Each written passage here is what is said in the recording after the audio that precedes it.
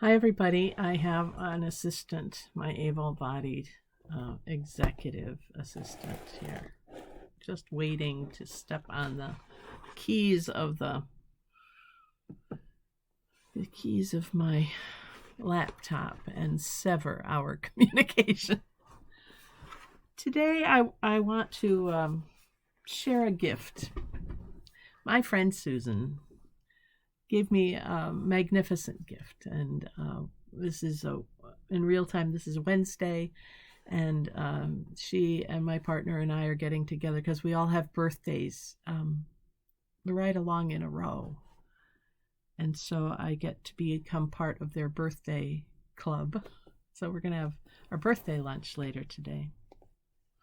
But she sent me this amazing book that I want to share with you, and it's called Becoming Wise. Maybe you know this already, and I'm late to the party. Becoming Wise, an inquiry into the mind and the art of living, by Krista Tippett. I'm enjoying it. I'm not reading it in order, which is a very Susan thing to do from what I understand. She's taught me that it's okay to do that. But throughout the book, this author is looking at how we become wise and not just smart in our culture. And I'm going to take most of our time together today just to read about a page. Yes, just about, because it's half on one and half on the other. About a page worth from chapter 5 on faith, the evolution. I think it's in keeping with what you and I talk about frequently in this space, and that is change and how faith evolves, how we grow in our faith. So here are these words from Kristen Tippett. When I summon up the memory of faith of my earliest life, I find it acquainted with fear, but not fear alone. Longing lived there too, and moments of transport and of comfort, and of a bracing vastness of possibility. That was all there for me sometimes when I plunged my mind into the Bible's puzzles, and it was always there in the music of church.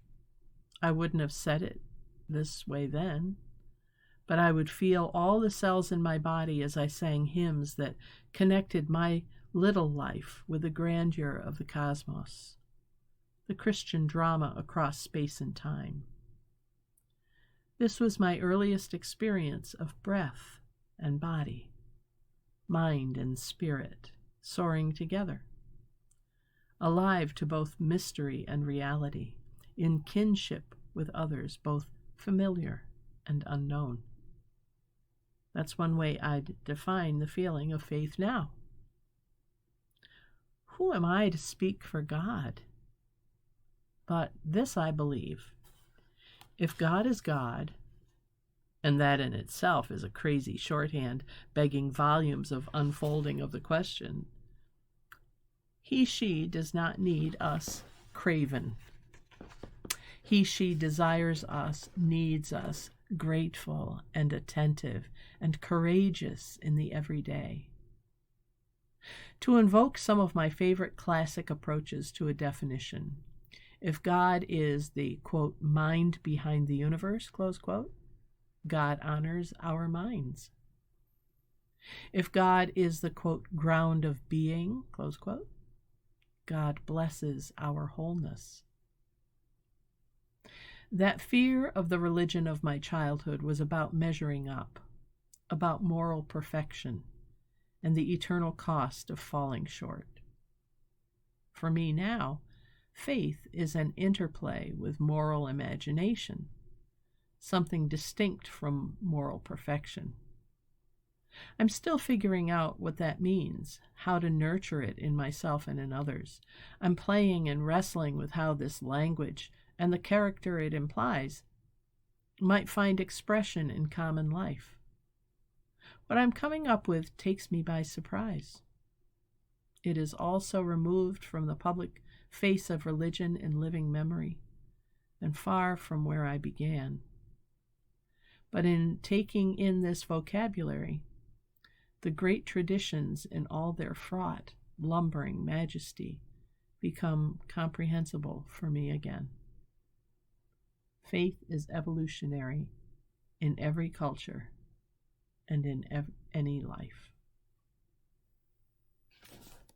Chapter 5, Becoming Wise, an inquiry into the mystery and art of living. What do you make of that? We've talked here a lot about how our own faith grows and evolves and develops, and her idea, one of the things that drew me to share this with you was right at the beginning of that chapter, where she says that, faith was about fear, but not only that, it was not just the fear of God or fear of going to hell or the fear that I might do something wrong. It was also that sense of connection, that my little self could be connected to the cosmos, that I am important, I am cherished, I am loved.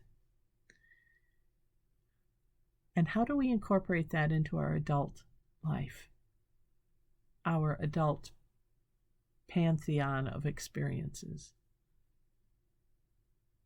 Well, it's going to be different for each one of us. But I think we have to keep trying. Otherwise, we are where we were, was it yesterday, where I was talking about the void? We don't want to have this void out there. We want to fill it up. And so one way we can fill it up is with this changing understanding of who God is and what it is to believe. Something to think about for today. That's the role of the prayerful pause. Well, unless you're a kitty, and then you have a different kind of prayerful pause, P-A-W-S. Thanks for joining me today for this time. Prayerful Pause with the Pastor, and I'm Pastor Deb Swift with South Presbyterian Church in Rochester, New York. I look forward to seeing you next time. Until then, I hope you do some thinking about this, some reflecting on how your faith has changed. Where is it now? What is it about? Where do you think it's headed? That'll be fun to talk about. All right, everybody, take care. God bless. Be safe. And bye for now.